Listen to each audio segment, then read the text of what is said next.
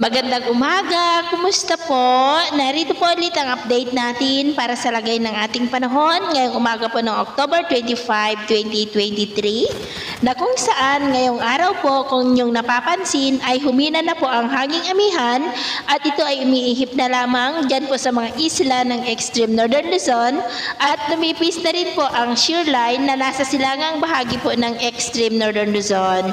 Easterlies o hangin na mula sa silangan o Pacific Ocean, ang dominanteng hangin na umiihip sa malaking bahagi ng ating bansa, lalo na po sa silangang bahagi ng Luzon at Visayas, habang may shallow LPA naman sa silangang bahagi ng Mindanao, gaya na inyong nakikita, ay may sirkulasyon na po dyan. Pero posible rin po na mawala ang sirkulasyon yan sa susunod na mga araw. At sa ating long range forecast, ay wala pa rin naman pong bagyo na nakikita na tatawid dito sa ating bansa hanggang sa matapos ang buwan na ito, pero nananatili po na may banta ng bagyo sa unang linggo ng November at ang development nito ang ating babantayan kung matutuloy po iyan o hindi.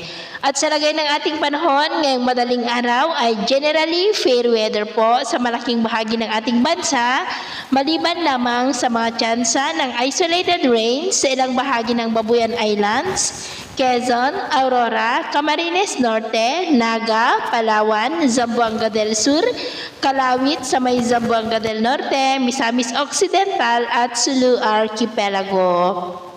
Mamaya ay sisikat po ang araw sa malaking bahagi ng ating bansa maliban sa mga tsansa ng maulap na kalangitan na may mga pulupulong pagulan pero sa ilang bahagi lamang po. Pero mamayang hapon po mataas na muli ang tsansa ng maulap na kalangitan na may mga pulupulong pagulan sa malaking bahagi na po ng ating bansa. Dulot po yan ng mga localized thunderstorm. Kaya kung lalabas po tayo sa ating mga tahanan ay ugaliin po natin lagi ang magdala ng kahit anong panangga natin sa init ng araw at protection na rin po sa mga biglaang buhos ng ulan.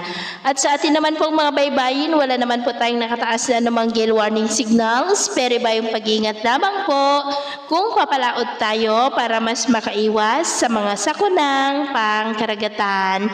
So, yun po ang latest update natin sa araw na ito. At ako po muli si Gems na nagsasabing, sa kahit na pagsubok po na darating sa ating buhay, huwag po tayong mawawalan ng pag-asa. Thank you and God bless!